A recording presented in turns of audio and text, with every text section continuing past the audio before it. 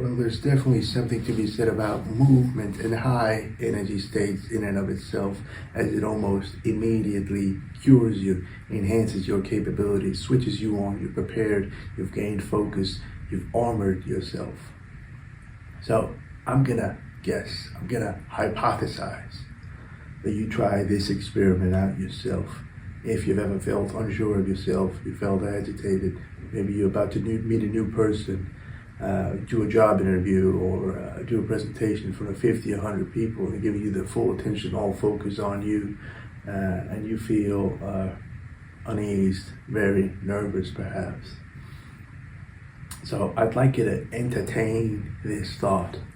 You going into that presentation, just prior to the presentation, you're coming from a low energy state versus a high energy state.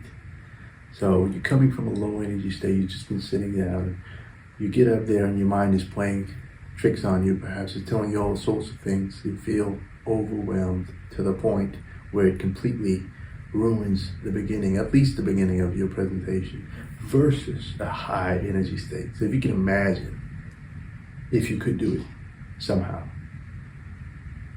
if you coming from a high energy state, you've elevated your heart rate, you've done something excruciating, challenging, you've done a couple of exercises, push-ups, burpees, weighted burpees. I do that sometimes with a weighted vest. Swimming, the more demanding it is physically, the more you are in grips with yourself,